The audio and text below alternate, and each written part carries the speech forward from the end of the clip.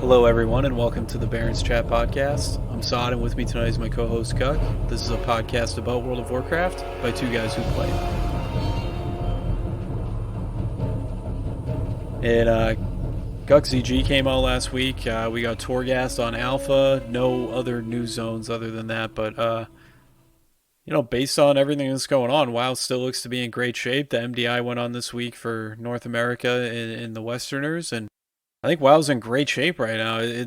At least on retail, it's active. I'm sure it is on Classic too, with ZG out, and you probably have stuff to do every night on there now, right? Yeah, Classic has gotten into a really steady pattern where Tuesday, and at least this is how my guild operates. I think a lot of guilds may mimic some sort of pattern like this. Tuesday we'll do BWL and MC all on the same raid day. Then on Thursday we'll do Oni into ZG, and then on Sunday we'll do ZG again. So we're getting two ZG clears every week because it's on a 3-day rotation.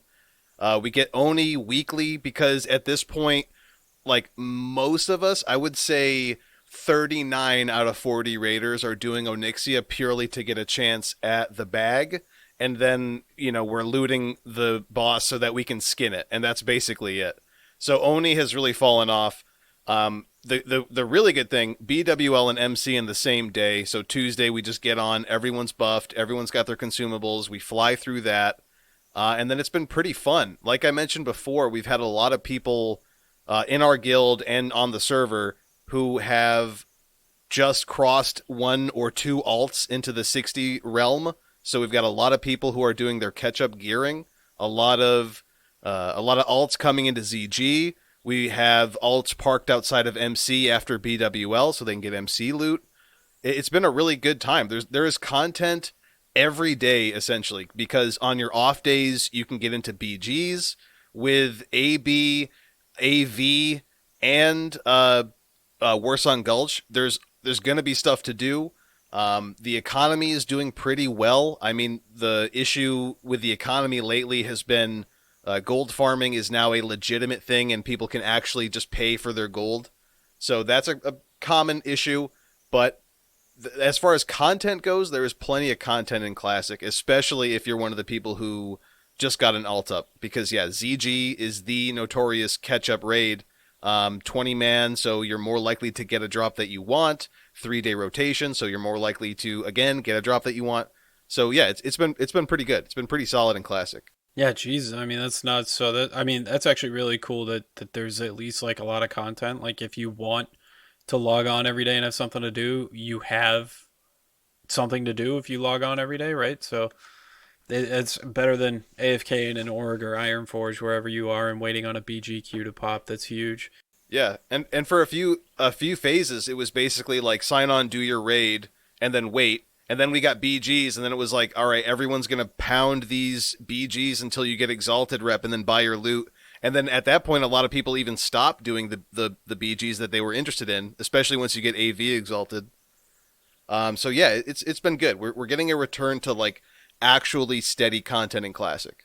Yeah. I actually did a lot of BGs on retail last week. I'm trying to farm the essence that you have to do random BGs for. So I think I've complained about essences enough, but I'm working on that. I'm trying to gear. I like switched mains. I'm having more fun on a different class than I was on my lock right now. So I've been like grinding Mythic Plus, and I'm in a guild now that is allegedly gonna raid Heroic on Tuesday. It's like a newly formed guild of people that just did like a reroll. So it's kind of like a reroll guild, I guess, which is, I don't know, kind of cool to be a part of. A lot of people are gearing. I did plus tens on 3 characters this week, which is, for me, that's a lot. I know 15 is the max reward, but, I'm pretty proud of that. And basically, like the dungeon event is out next week. So if you do have an alt or a character you want to catch up on, next week is the time to do it, especially if you've been like taking advantage of leveling a new character with the experience buff, which by the way got extended to the pre-patch of Shadowlands, which we don't even have a date for yet. So it's extended indefinitely. You get extra loot out of those dungeons, and you get that quest. So I think you get like a normal Nyalotha gear from that. I didn't look at the reward, but still really good stuff to catch up on those alts. Like if you are looking to do any sort of end game content on any of those characters. I think that's a really good thing to get into. Yeah, I think that applies mostly to the people who are still currently interested in retail because largely, we talked about this last episode. Leveling is going to be entirely revamped in Shadowlands. So if your interest is, maybe pushing high mask runs in Visions or actually getting into maybe like a fast heroic or potentially even a mythic run of Nyalotha, if that stuff interests you, yeah, you should for sure be taking advantage of all of these systems. Maybe you didn't like BFA because of the class or spec you were in. Now you can run a new one up and get into this end game content relatively quickly and do what Sod's doing, getting with a guild that is basically centered around people who are re-rolling, and enjoy it. But for me personally, I'm still gonna hold out. I'm gonna play the pre-patch on my main character, my monk, and then probably also do that content on my Death Knight if it's something that needs to happen. But if not, I'm largely just planning on waiting for the level revamp to take my Legion tunes from 40 whatever up to 50. It'll be right, and then go from 50 to 60 through Shadowlands.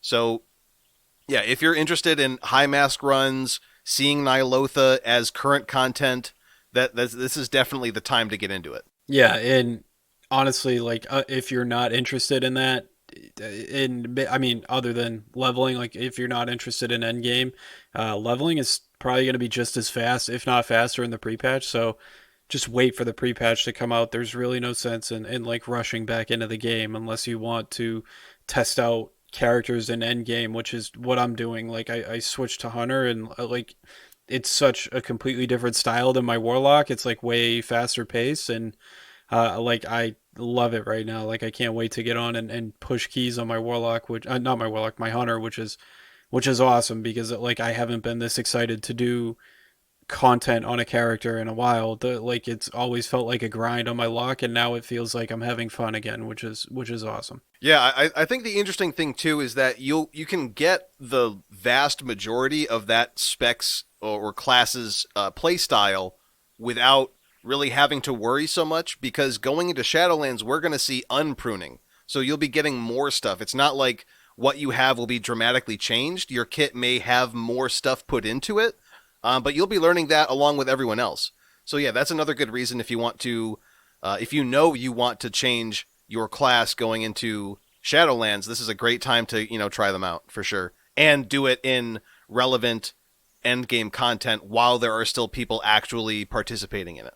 Yeah, and another thing that I don't know if we brought up, the reputation buff is up. I think it's up for roughly a month, and it's double reputation, I think, or it's at least bonus rep. I think it's double for all Legion and BFA reputations, with the exception of Aldum Accord and the Rajani, which are the two uh, N'Zoth invasions in Vale and Uldum. But if you don't have an allied race unlocked yet on Alliance or Horde, and you main the other one, and you want to unlock it faster, I think they actually reduce their requirement to Revered too.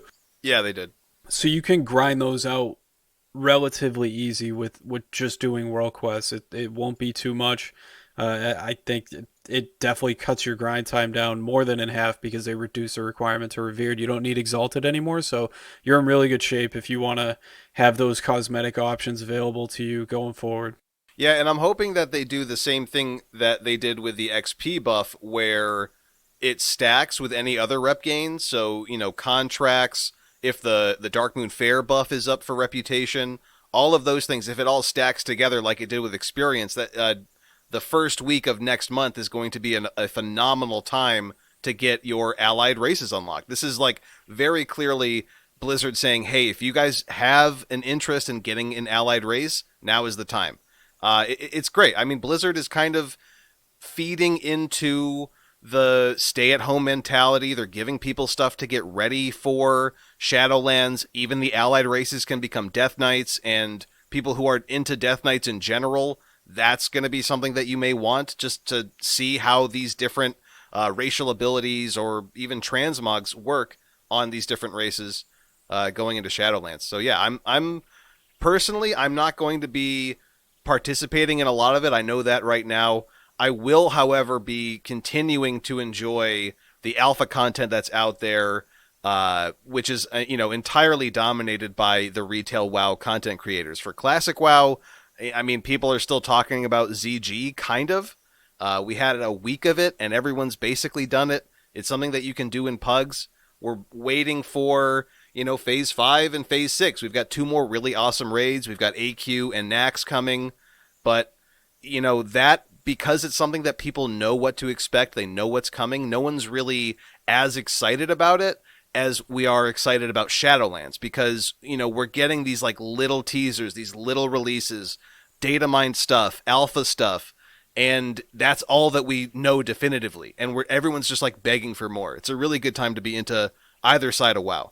Yeah, and like with that, like really the only new thing in alpha this week has been Torghast, which I don't think I've seen a content creator say anything bad about it yet. I think everybody is really enjoying it, and like how every class plays different as you progress through it, right? Because you get power ups for your abilities as you push through there, and it changes the way you play your class. There was like if you were playing a mage and you got this power up where every time you blinked, you created a mirror image of yourself, and your blink had no cooldown. Like people were just frostbolting with like 100 people onto targets. It was nuts. So obviously there's going to be balancing like that's going to go on in that, and like the balancing and the resources that people are getting in there we're probably not going to see finalized. Tali did an interview with the designer of Torghast, so and you could definitely check that out. I listened to a little bit of it. It seems like the guy actually asks, I forget the game developer's name, I'm sorry, but he actually asked Howley like what he thinks would be an appropriate way to get keys to get into Torghast as a like and make it like more like the resources to get into. What was the thing in Suramar? The mana people that you needed. The Withered training? Yeah, the withered training. So like you know how like you just had so much of those resources, you like it wasn't Oh, like right. a Yeah, yeah, factor. yeah, yeah, yeah. So he's saying like maybe something like that where like you go in a few times a week. Like he said like if you wanted to do Torghast as your main like playing feature, you would probably be able to do it like a third of the time you're playing, which I guess isn't that bad. So you're still gonna have to grind a little bit, do a little bit of world content, but yeah, it looks like you'll be able to be in there a lot or as much as you want to, which is cool. And it seems like it's balanced pretty good for both group and solo play too. So if you're somebody that is playing solo, doesn't have a lot of friends, that sounds depressing to say, but like if you would rather play solo or your friends aren't on and you want to get in there and get an upgrade and just see how far you can push yourself as a solo player, you can do that. So I think that's cool too. So it's Mage Tower esque, and it's formed around group play too, which is awesome. Yeah, so there's a lot to unpack with Torghast. I think from what we know so far, I think of Torghast as like a separate game that they're putting inside of the World of Warcraft theme park. This is a style of game that a lot of people are familiar with. Right now, the first thing that comes to mind is Risk of Rain 2. So this game is immensely popular. It's essentially a roguelike game where there's procedurally generated levels that have some kind of, basic structure that they all have to follow. There are mobs put on there, and there are essentially these items that you can gather that power you up in a specific way. And the further you go, the more power-ups you collect, the more those power-ups synergize with one another. And it provides a really engaging gameplay that also has very high replay value. Even though every single time it's essentially the same thing, the procedurally generated nature of the items that you get, particularly in Torghast, but in all of these genre of games, that is what makes it fun, because every time you go through it, you're getting new items based on randomness, and their synergies are pretty unpredictable because you don't know what you're going to get. And that is where the fun is. It's the interplay between those random items that you get. In WoW, I mean, we've got the confines of the MMO and the engine, but the gameplay is so much like these other games that I'm just like kind of blown away. It does feel like, if we think about WoW in the theme park kind of metaphor, this is a brand new section of the park within a brand new section of the park. Like I find Torghast to be really enticing. I'm into roguelike games already, so it's just going to amp up the amount of time I want to spend in WoW. And it's a if it is a system, if it is something that is kind of like a Warfront, kind of like an island expedition, I don't think people are going to mind quote doing their homework by playing it because it's something that is legitimately fun.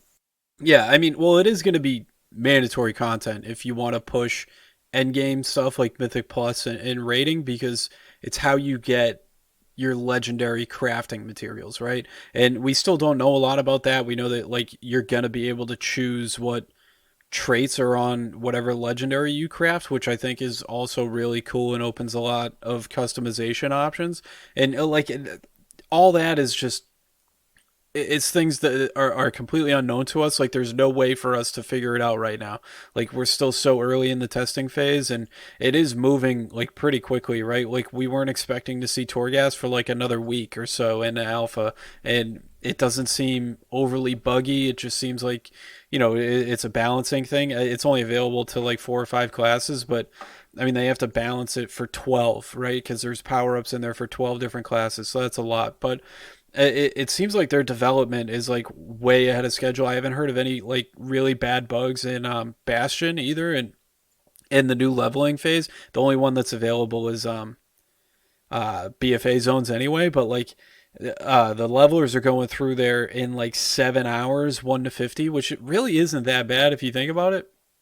Like you kind of want it to be. It seems like they want their leveling experience to be kind of like let the guys get this done with so they can move on and do the end game, because that's where most of our content is. And I think that's the right direction to head. And you don't want to make it too easy, but you don't want it to have it take too long either. Yeah, yeah. There's a lot there. I feel like for that last point, Blizzard can get over the idea of like, oh, well, we spent all this time making this expansion, and now people are just gonna rush through it. That's fine. Let them rush through it and let them get to the content that you just put out. That's the good stuff. That's the important stuff. That's where the majority of players are, so people will feel more part of a community. So that to me just like stands out far and above as something that's really good. A closing thing on Torghast, or I mean, I don't know if we close on this, but we can continue going on it. Torghast is just awesome. I love this thing so far. You can change your spec inside the dungeon. So if you want to do one floor as DPS, you want to change up and do the next floor as tank, you want to switch to heal spec to do some stuff in between, maybe just like to speed up your healing if you don't buy the Torghast specific food. It's really awesome because as you change it, the mob's health and damage adjust to that. And I imagine this will expand into the composition of the party that you're going in if you're doing Torghast as a group. So it's going to be, yeah, like you've mentioned, it's going to be difficult for them to balance, but it does seem like that's the only thing left. Making besides balancing, one thing that roguelikes tend to struggle with is making every single character have as fun of an experience. So, like you mentioned with mages, mage as a class is, made on the idea that there's just one of you dealing a lot of damage, so it's kind of slow. There's cast times, and then you add the blink adds a mirror image, and your blink isn't on a cooldown, but you have to walk. That is a really cool synergy. They have to try to mirror the level of cool with all of the other specs and all of the other classes that are going through this in a way that makes people want to play Torghast regardless of their class, right? We don't want to see like Torghast is so fun for demon hunters and mages, but then, Death Knights, it's not fun at all because there's no good synergy. Or like druids, because druids have, one of everything. Same thing with monks. How are they going to make those items fun for every spec? So I'm really eager to see what they do. I think the potential is really there. This could be one of the greatest systems that they've added into WoW. Certainly since Mythic Plus, right? Mythic Plus and Legion was a super home run. That is a fantastic system. I'm glad they're keeping it. I'm glad they've been tweaking it little by little, but not in a very intense way. I love that they're fixing the Mythic Plus weekly chest. That system is fantastic. Torghast, as an idea, is, I think, stellar. It's going to be an awesome facet of Shadowlands. I don't think lore wise it's something that will go on to a 10.0, whatever that expansion ends up being. But I hope that they learn from this and see that implementing truly innovative and novel gameplay into the game is a huge, huge plus. And I feel like they totally missed an opportunity to make Warfronts like an in-game RTS, an in-game strategy break, the way that Torghast is going to be an in-game roguelike, which is a break from the monotony of running your quests and doing whatever it is you're doing. So I personally, I'm excited to see what happens with the system as long as they keep it balanced, fair, and cool for the variety of classes and specs that are going to be going in. Yeah, and at the very least, hopefully, if you're on one of those classes that isn't fun to play in there, or you're on a healer, which I would imagine would not be fun to play in there, you at least have, friends that want to go into Torghast with you, so you don't have to hate your life in there. And it is mandatory content, but like with that being said, it actually looks fun. Like nobody ever said islands were fun. I think at the beginning of the expansion, there was and islands are mandatory content, right? If you're trying to do end game content, which you and I are always doing or trying to do in WoW, you have to do your islands every week. You have to at least do them, and it's not fun. There's nothing fun about them. Like the PvP ones, I think people were a little hyped about them earlier because it like early on in BFA because it was a cool feature. At least seemed like it could be a cool feature, and then they never built on it. So obviously, Torghast is probably going to be changed and adjusted throughout the entirety of the expansion because eventually you're going to see everything that it has to offer, right? There's too many people playing this too much that it's going to be seen and figured out. But it seems like, and this was said in the interview, they're going to keep changing it and mixing it up as patches go on throughout the expansion, which I think is awesome too. And just the fact that I something that has been brought up a little bit, it really seems like there's been a ton of communication from the game developers to the players with this alpha and with the future of this expansion and this game franchise because they've been talking so much. There's been so many interviews. I don't remember things like this in BFA going on. Like when alpha and beta were being tested, I don't remember it at all. And it seems like they're listening to feedback. I know they want to at least they're gonna tie player power to the covenants at least a little bit, but maybe they can balance it. I don't know if they're confident. Sure, whatever. We'll see how that plays out. But I like the fact that they're at least listening and engaging the player base and taking into account like what a lot of these people have to say. And just because a lot of like all the people that they're talking to and doing interviews with are streamers who pretty much play this game for a living, I think if you actually listen to what a lot of these players play, they definitely have like even the casual player's best interest in mind with their questions and their feedback on the game, which is good. Yeah, I personally really enjoy the primary information that we get from the devs now. So if you're someone that's out there trying to get as much primary information as you can without getting it through the filter of a content creator, definitely check out Sloot's interview with Ian Hazakostas, Towley's interview with the Torghast designer, and I mean, there's a wealth of blue posts out there. If you want to just read the content, dig through the forums, there are some really good informative blue posts out there about what they're doing, why they're doing what they're doing, how the feedback has influenced what they want to do. And yeah, I am personally blown away by that. I'm really excited to get back into retail the way that I was into it in Legion and at the start of BFA. I mean, honestly, the start of BFA, I was really into it. I was really excited. I had switched mains into a class that I feel was fairly broken through the entirety of the expansion. Brewmaster monks were just incredible tanks, and it was a ton of fun. So I am gonna take that initial expansion launch excitement and funnel it into Torghast. Take that and funnel it into the rest of the systems that they have. Another little like side piece, something else that we got to see recently this week, the raid loot out of the first raid in Shadowlands looks so good. It's like this gothic, dark, just like the plate set looks so good. The cloth set with the skull design, it looks so good. Everything coming out of the art team, zones, gear, it's phenomenal. It's all gonna lead to just like that really exciting new expansion feeling, and I'm hoping Shadowlands will have the systems and the content to back that up and continue to keep people playing beyond the first raid tier, which they did not do in BFA. Uldir was a one and done raid for so many people. They came in, a lot of them probably even stopped at Zool, and then they were like, I'm kind of good. I don't want to have to do islands to get my neck up so I can get through the Zool fight and get to Gahoon. And it's just, I'm just really hoping that Blizzard continues on this kind of cycle where it's crazy to say, but it's definitely something. It's a pattern that's out there, alternating good expansion with bad expansion.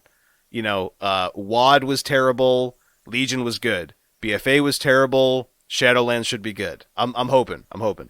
Yeah, it's like another thing too, just to piggyback on that. Well, also I want to mention Taliesin and Evitel did an interview with a lore developer on their channel too. You can find that on YouTube. And just to piggyback on the Aldir and even battle for Dazara lore, Jaina and Gahoon were, two end boss fights. I think they were like kind of cool fights, like the first two times that I did them. And then you need a specific comp to pull them off. And they're a pain in the ass. They require a ton of coordination, which I don't hate, right? But at the same time, the loot that drops off of those two bosses is borderline useless, right? So there's really no reason to go back and kill them because there's no reward, right? So why are you going to go back and kill two bosses that are completely useless, that take a long time to kill or require an exceptional amount of coordination? Like, you're probably going to have a wipe or a miscommunication somewhere. So why waste your time? And that's why that is another problem that I think this expansion had, right? That's your first two raid tiers right there. So I think that just, that definitely didn't help them either. And it's somewhat solved with Nyalotha. I hope you can't hear the baby crying in the background. It's somewhat solved with Nyalotha because the last two bosses in there, Carapace, by the way, which I think is one of the best fights I've seen in a long time, um, they drop higher item level gear that you can get out of Mythic Plus. So there is a reason to go back and do them. And Carapace a little bit reminds me of Helia. Helia was one of my favorite fights in Legion, and it took a little bit of time to do when you were raiding it, but it was a cool fight. It brought you all over the room, and I enjoyed it a lot. And I think Carapace kind of brings back like that fight a little bit, but that's neither here or there. At least like they kind of learned their lessons as they went along, and we'll see how it goes, right? I'm excited for Shadowlands. I think Blizzard is at least saying and looks like they're doing the right things, and we'll see what happens. Yeah, the one unfortunate part about Nyalotha, they did the exact right thing in making the last two bosses higher item level gear, but they also implemented corruption where, depending on the slot, it may not even matter what item level that gear is. You need the right corruption with the right type of effect. So I'm just glad that that's going to the wayside. The corruption will be going to the wayside, but hopefully that design choice of making the final two or however many raid bosses have a higher item level reward, that should hopefully stick around. That is a philosophy that I totally get behind. We've been talking about how raiding needs to be more valuable again. We've tossed around ideas like, get rid of sockets on gear that isn't from a raid. So, depending on the tier of the raid, you get a certain number of sockets. Obviously, we want to bring back tier sets. Increasing the item level beyond Mythic Plus is a reason that will force people to get into those guilds and get into that content. But right now, if you can get high item level gear out of Mythic Plus, you can get the right corruption out of LFR. There's no real reason for you to join a guild or push raiding at all. So yeah, I'm hoping to see some major philosophical changes to raid gear and their approach to gearing up in general in the end game.